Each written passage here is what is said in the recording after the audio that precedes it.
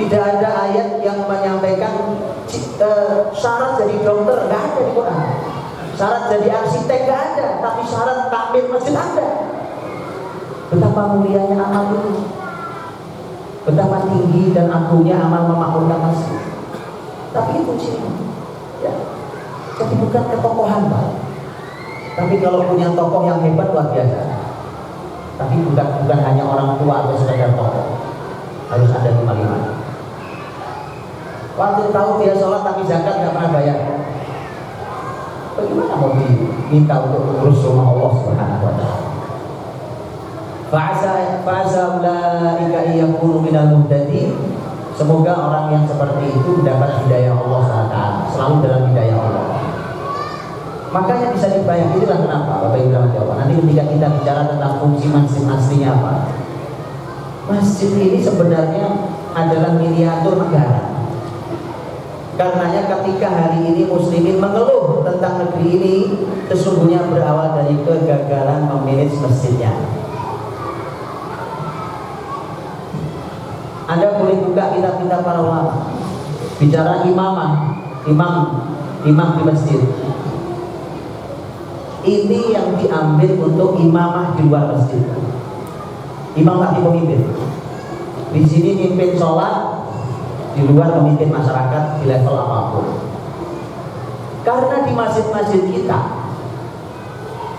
yang menjadi imam itu babnya baru, yang penting terkenal, tua, tokoh, maka di luar sana pilih pemimpin juga gitu, yang penting terkenal, masalah ilmu belakangan, yang penting tokoh, masalah nggak punya kesolehan nomor sekian, itu ya kan? Makanya cukup. Itulah kenapa para politisi hari ini yang sangat ditakuti adalah survei.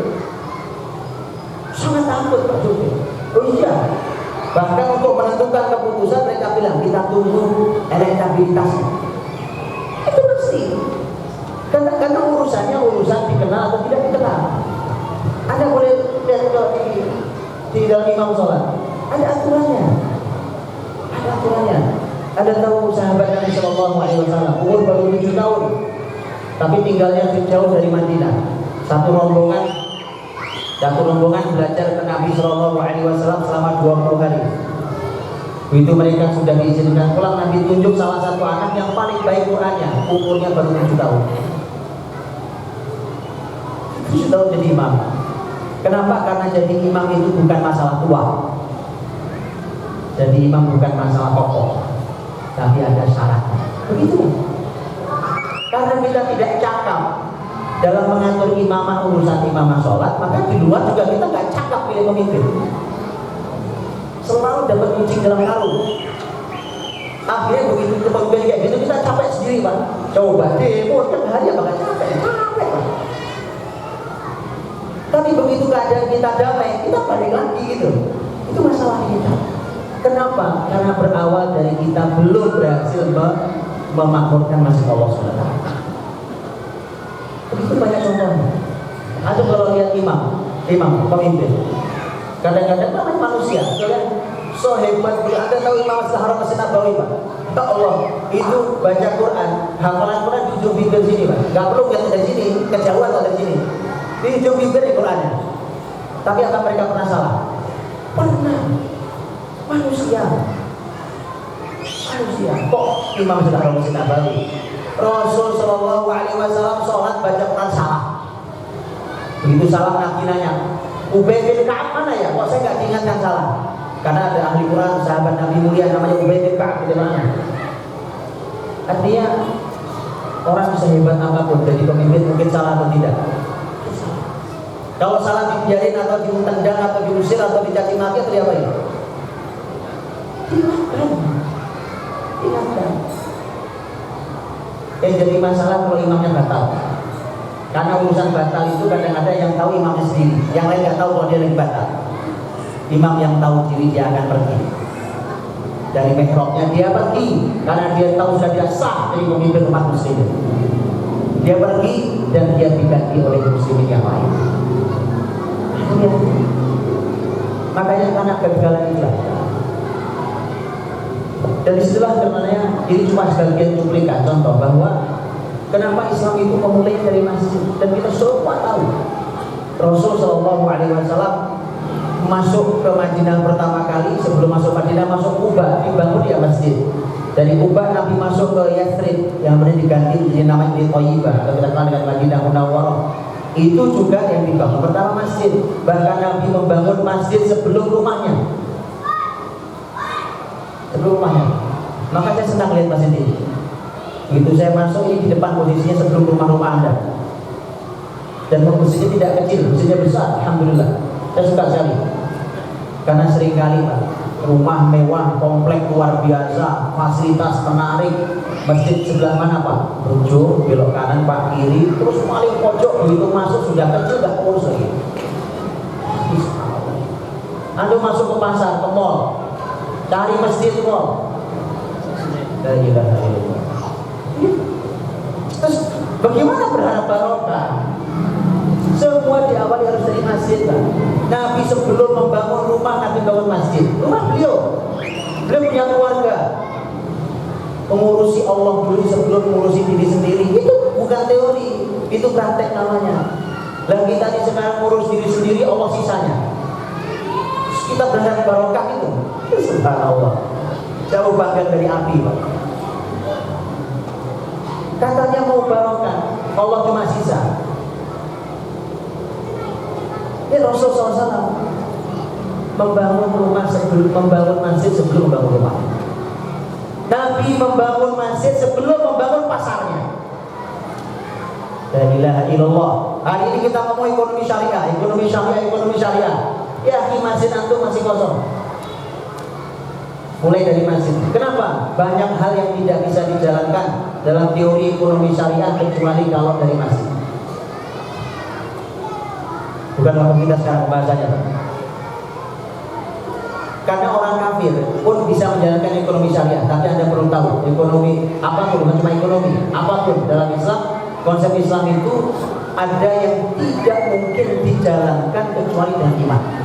Kalau orang kafir nggak punya iman pasti nggak jalan. Atau seorang muslim tapi iman tidak cukup pasti juga nggak jalan. Kalau Anda nggak percaya, boleh Anda kritisi perekonomian syariah di negeri ini yang mulai menggeliat baik sebenarnya. Boleh kita bicara baik-baik untuk mengkritisi supaya membangun lebih baik. Jadi yang dirahmati Allah Subhanahu wa taala. Masjid Allah Subhanahu wa taala ini sesungguhnya adalah awal dari semuanya. Begitu masuk masjid dibangun, Nabi bangun masjidnya.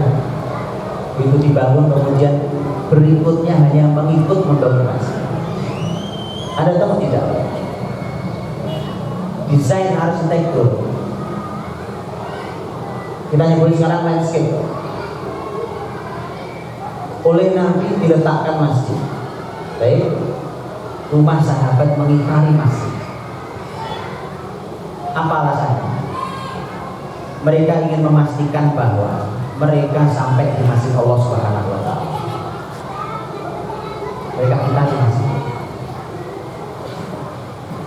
Bahkan sahabat itu rumahnya ada dua pintu. Satu pintu yang besar, yang kedua namanya khawfa. Khawfa itu pintu kecilnya yang langsung mengakses masjid.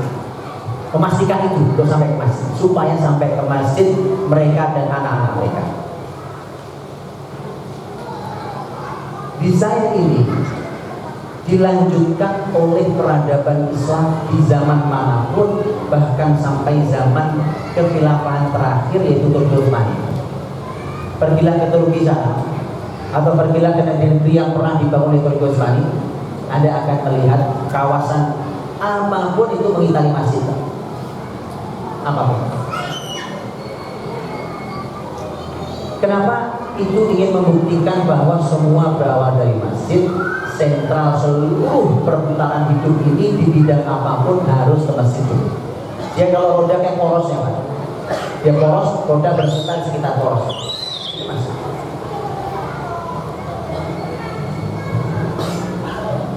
Rasulullah SAW, Bapak Ibu, kalau kita bicara tentang bangunan fisiknya, di zaman Nabi bangunan fisik sangat sederhana, tetapi isinya sangat luar biasa. Maka jangan sampai terjadi sebaliknya hari ini, bangunannya luar biasa, isinya ala kadarnya. Tidak boleh terjadi. Nabi bangunan masjidnya kalau Kalau dikira-kira dengan ukuran meter hari ini, Nabi bangun masjid itu, ukurannya sekitar panjang 35, lebar 33 meter. 35 kali 3, kurang lebih. Ini berapa masjid ukurannya? 600 meter persegi. Wah, banyak sekali ya, Masya Allah ya. Jadi berapa kali berapa ya Pak? 30 kali 20. 30 kali 20. Ya, ini masih 30 kali 20. Maksudnya ruang tengah ini aja? Ya, ruang atas. Iya, ruang utama ini. 30 kali 20. Masjid Nabi SAW di zaman Nabi mengalami 2 kali pembangunan. Pembangunan pertama kali dan perluasan tahun 7 Hijriah. Nabi masih itu. Karena sudah tidak kuat masjidnya, baru diluaskan. Ya, bukan bangun masjid gede, jamaahnya nggak jelas dari mana. Jadi jamaahnya mana nggak tahu, pas saya bangun aja. Kalau Nabi SAW dan para sahabat Khulafaur Rasyidin, perluasannya berbasis karena tidak kuat. Sampai hari ini Masjidil Haram, Masjid Nabawi itu diluaskan karena tidak kuat. Jadi jangan kemudian masjid dulu Pak. Jangan menghamburkan harta umat untuk mempercantik masjid. Makanya saya juga kadang-kadang cukup sedih karena saya suka dengar bapaknya di masjid itu diumumkan itu kan uang kas masjid. Tapi begitu bicara tentang fungsinya apa, nggak jauh dari bangun fisik. Bangun menara, bangun tempat wudhu, meluaskan ini, naikkan ini, ganti ininya, ganti karpetnya. Ya, jauh lebih penting dari bangunan fisik itu adalah membangun yang sholat di dalamnya. Membangun iman, akhlak mereka, ilmu mereka, kebersamaan mereka, persaudaraan mereka. Mestinya program uang kas juga besar dipakai untuk itu. Jadi mohon kita belajar dulu ilmu untuk mengatur masjid Allah. Jangan cuma bangunan. Begitu jadi yang sholat berapa? Satu saf.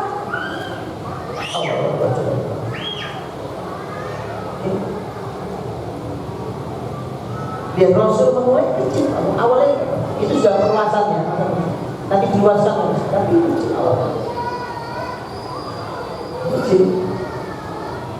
Kalau Bapak Ibu masuk ke dalam Masjid Nabawi hari ini, Masjid Nabi itu hanya seluas raudhah. Jadi kalau saya ada berkiblat nih, hanya seluas raudhah, ke kanan sedikit, ke belakang sedikit. Itu Masjid Nabi asli. Hah? Tapi Anda perlu tahu, karena masjid yang sederhana itu isinya makmur luar biasa, maka Madinah berubah menjadi ibu kota peradaban dunia. Karena hari ini muslimin mengabaikan masjid Allah, maka peradaban ini berpindah dari muslimin kepada musuhnya. Ya, maka makmurkan Islam. Jadi kalau bangunan sederhana, arsitekturnya saja itu menjadi inspirasi mahal. Saya bertemu dengan seorang dokter arsitek dan beliau yang ikut mendesain perluasan Masjid Nabawi Madinah dan seterusnya. Namanya Dr. Abdul Aziz Ka'aki, Hafizahullah Ta'ala, dan beliau melakukan penelitian tentang sejarah Madinah selama 25 tahun. Ditulis dalam sekian banyak bukunya. Salah satu jilidnya tentang masjid. Tentang masjid saja luar biasa banyaknya, karena beliau arsitek, seorang dokter arsitek. Maka ketika beliau melihat model bangunan masjid zaman Nabi itu dikaji secara arsitektur, ternyata luar biasa. Luar biasa. Saya kasih contoh, karena saya tidak bicara, karena saya belum nyampe ke tema ini sebenarnya. Ini baru muter-muter di sekeliling. Itu masjid Pak. Coba kira-kira bayangan Bapak Ibu Masjid Nabi kayak apa modelnya? Pernah lihat atau enggak di gambar di apa gitu? Masjid Nabi zaman Nabi dulu kayak apa modelnya? Kayak begini kah atau pernah kebayang apa enggak? Dan perlu Bapak Ibu paham, model itu, susunan itu masih terus ditiru oleh masjid-masjid di zaman kebesaran. Cuma belakangan ini kita membangun yang penting arsiteknya, kepala arsitek sendiri. Bukan salah, nggak boleh-boleh saja. Ini masalah mubah. Tapi yuk saya tunjukkan Pak, hebatnya Islam kalau punya konsep. Saya tunjukkan. Yuk. Nabi itu masjidnya, bayangkan ini kotak Pak, bikin kotak. Oke. Ini sekarang ada kiblat ya. Sekarang ada kiblat Masjid Nabawi. Bikin kotak gitu. Muslimin pernah mengalami masa perpindahan kiblat. Perpindahan kiblat. Tadinya ngadepnya ke arah utara, kemudian berpindah menghadap ke arah selatan. Allah berfirman, qad nara taqalluba wajhika fis samai falanwalliyannaka qiblatan tardaha fawalli wajhaka syatral masjidil haram. Tadi kiblatnya ngadep ke Masjidil Aqsa, kemudian pindah ngadep ke Masjidil Haram.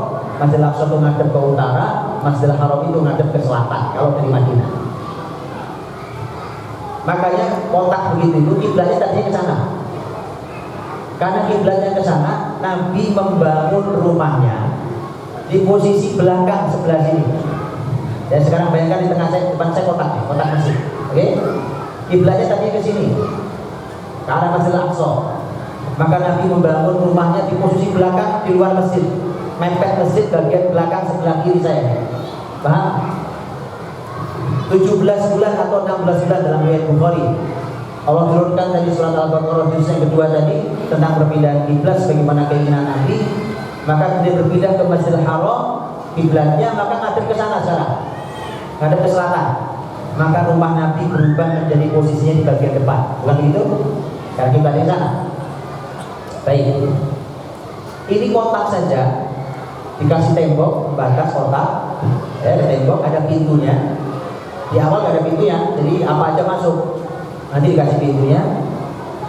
Bangunan sederhana apa adanya. Tidak semua dikasih atap. Hanya bagian depan dikasih atap, bagian muslimin sholat. Atapnya terbuat dari pelepah korma, kemudian dianyamkan daun korma. Daun korma diletakkan di atasnya. Di bawah itulah muslimin sholat ngadep ke Masjidil Aqsa. Baik. Bagian saya kesananya kosong, tidak ada atapnya maksud saya.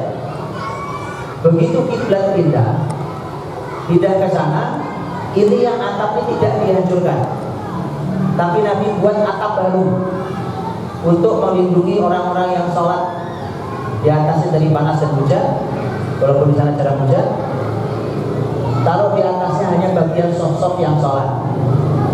Kebayang? Sekarang ada berapa atap?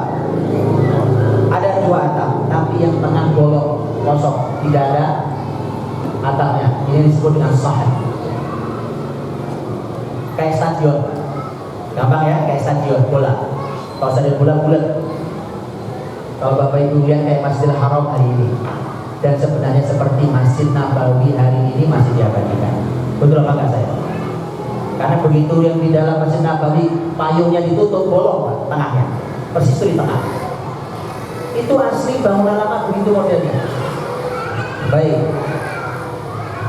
Yang bagian depan dipakai untuk sholat, bagian belakang atap dipakai untuk apa? Dipakai untuk tinggalnya para sahabat Suffah. Ashabus Suffah tinggal di situ, di mana Ashabus Suffah adalah para sahabat yang tinggal di Madinah, tidak punya rumah, nggak punya saudara, nggak punya pekerjaan, ya, maka mereka tinggal di tempat sangat sederhana ini. Yang kalau panas sangat terik luar biasa, kita semua tahu kalau di Saudi panas bisa di atas 50 derajat Celcius, sampai 60 lebih bahkan. Kalau dingin yang saya pernah alami sampai 4 derajat lah, bisa 4 derajat, dingin sekali. Sementara ini bukan dinding yang menutup rapat, hanya atap dari pelepah korma dan bolong di bagian sisi tengahnya. Jadi antum lihat bagaimana sederhananya sahabat dalam urusan bangunan. Ya, urusan bangunan. Makanya permasalahannya bukan seberapa mewah, tapi seberapa tempat itu nyaman. Nyaman gak mesti mewah. Ini tempat nyaman. Bukan gitu, bersih, bagus, luas, nyaman. Lihat, kalau mau mewah, saya kasih ukiran perak di sini. Dan tempelin emas di sebelah situ mewah namanya. Atau saya bikin apa lagi, wah harganya mahal. Harganya mahal, fungsi nggak tahu juga fungsinya apa. dan itu belum tentu boleh dalam syariat. Jadi tolong dibedakan. Ini sahabat ini nyaman, level itu sudah cukup nyaman. Yang paling penting adalah fungsi masjid yang harus dipahami. Bagian tengah yang bolong buat apa? Kan tadi sudah ya, bagian depan buat sholat, bagian belakang buat tinggal ashabul sufah, yang tengah buat apa? Ada yang tahu? Atau nggak dipakai? Ada yang tahu nggak? Yang tahu dapat hadiah, yang ngasih Pak Yuli. Pak Yuli siapin hadiah Pak? Angkat tangan yang tahu. Apa aja Pak terserah, mau saya kasih kunci rumah boleh, kasih coklat juga boleh, permen juga boleh Pak. Saya nengok Pak Yuli. Baik, apa fungsi yang tengah? Fungsi yang tengah adalah fungsi sosial.